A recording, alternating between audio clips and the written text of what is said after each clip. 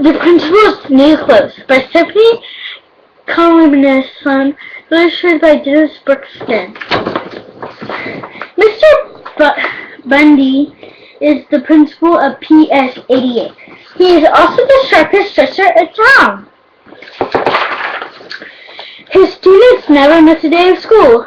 They like to see what he is wearing. Looking good, Mr. B, they always say. Mr. Bundy has so many clothes he can go a whole month and not wear the same suit twice. Sometimes he changes at lunchtime just to show off.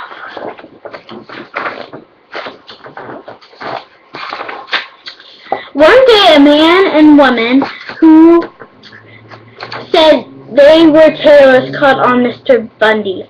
Their card said, "Mo and Ivy, we make suits that suit you fine." But there were no really tailors. They were tricksters. "Greetings, Mr. B and Ivy. How would you like to buy an amazing one-of-a-kind suit?" "I have so many suits already," said Mr. Bundy. "But this is no ordinary suit," said Mo. "It has special powers."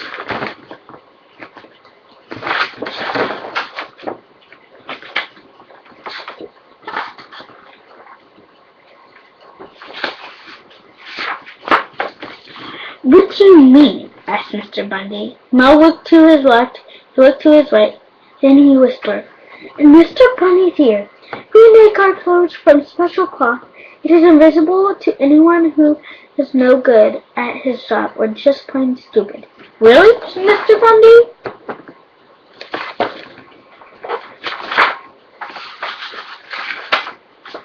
"Yes," said Ivy. "Not only will look great, but you can find out if anyone in your school is no good at his job or stupid." "That's amazing," cried Mr. Bundy. "Now if you'll take off your jacket and lift up your arms, sir," said Ivy, grinning, "we will take your measurement." "We will also take your money," mumbled Mo. The next day, Mo and Ivy set up a workshop in the gym. It was not long before the whole school heard about the amazing cloth and wanted to see it. Students asked to be excused to get a drink of water. Then they ran to the gym to peek. Teachers said they were going next door to borrow chalk, and they ran to the gym too, but no one could see a thing.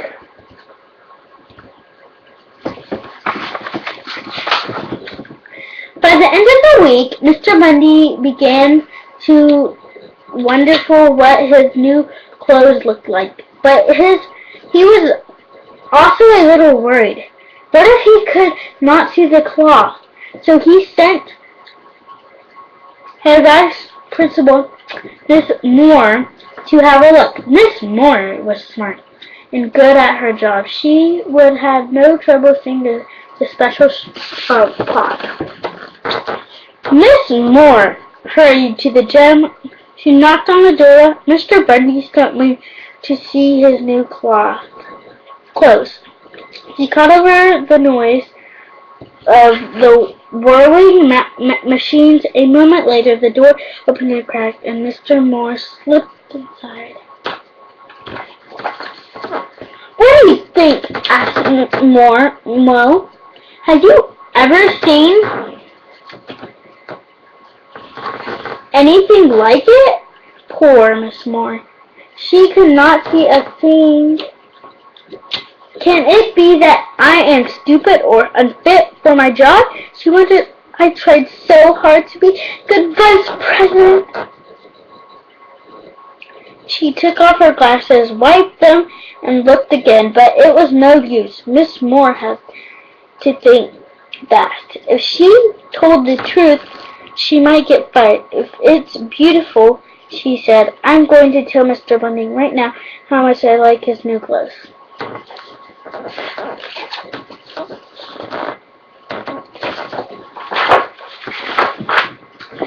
Your suit is great," Miss Moore told Mr. Bundy. "I've never seen anything like it. And now I got to run and make a phone call. Bye. She hurried off before Mr. Bunny could ask any questions. Now Mr. Bunny, what more curious than ever, he stopped Roger in the hall. Roger was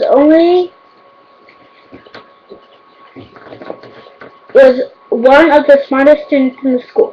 If he couldn't see the suit, nobody could say, "Roger," said Mr. Bunny, "do me a favor and find out how my new suit is coming along." Roger couldn't believe his ears. "Wow," he said, "I'll be the first one to see Principal's new clothes. Wait till the class hears about this." And he raced off to the gym.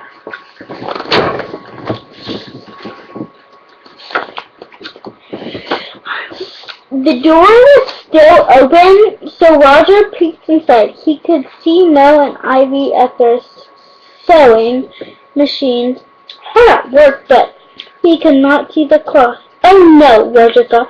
"If Miss Beanie finds out I can't see the cloth, she'll say I'm stupid. She failed me for sure." All the way back to his class, Roger poked his head into Mr. Bundy's office. "Super suit," he said. "What does it look like?" asked Mr. Bundy. "I can start now, Mr. B. Miss Beanie is giving a test, and I wouldn't want to miss it."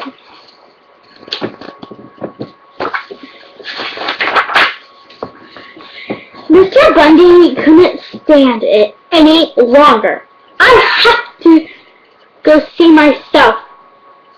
for myself." He marched down the hall and walked into the gym. Mr. Bundy looked at the empty machines. He blinked once. He blinked twice. He began to tremble. How can this be?" He wondered, "Am I really no good at my job?" "Is there anything wrong?" asked Ivy. "Oh no," said Mr. Bundy. "The suit is it's fantastic.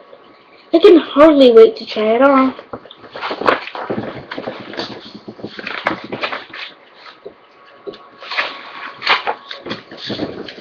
Mr. Bundy handed Mo and Ivy 2 gold stars to show how much he liked his new suit. "I like to wear the suit to the assembly tomorrow," he said, "but I guess it won't be ready." He turned to go. "Yes, it will," said Mo. "We will work on it all night and bring it to your house in the morning." That night Mr. Bundy dreamed cold and drafty dreams.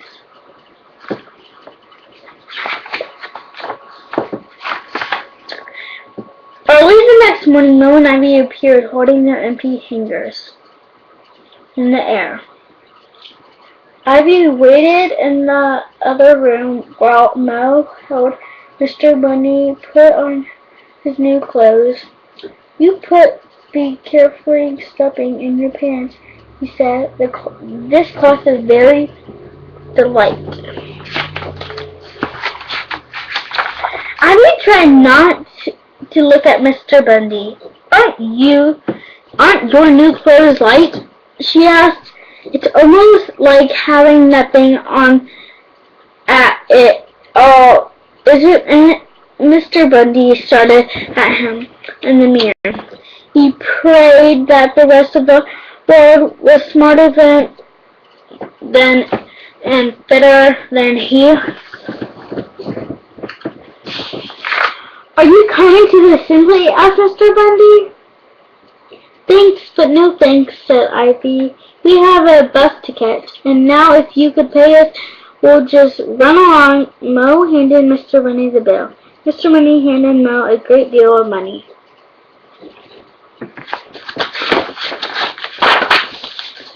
On the way to school, Mr. Bundy and neighbor all laughed about the clothes. They did not see, after all. They did not want their friends to find out that they were stupid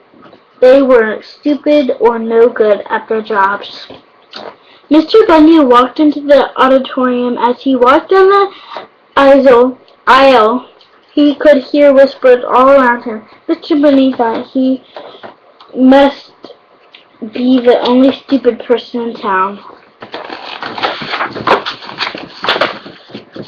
Suddenly, a kindergarten child called out, "The principal is in his underwear!" That did it. Everyone burst out laughing. The truth had been told. Mr. Bunny and the teachers and students knew they had been tricked. No one will be then willing to tell the truth because they were worried about what others would think of them. Mr. Bunny stood on stage red in the face, knees shaking from the chill. But not for long.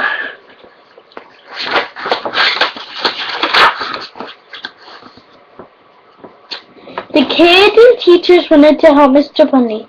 They began passing out shirts and sweatpants, jackets and ties and caps. Soon Mr. Bunny had a new suit. "Looking good, Mr. B," called Roger from the back row. Mr. Bunny called the kindergarten child up onto stage. He shook her hand and gave her a gold star. "Thank you for telling the truth, Alice," he said. Everyone cheered. They knew Mr. Bundy was smart and good at his job, and they all agreed Mr. Bundy was still the sharpest dresser in town.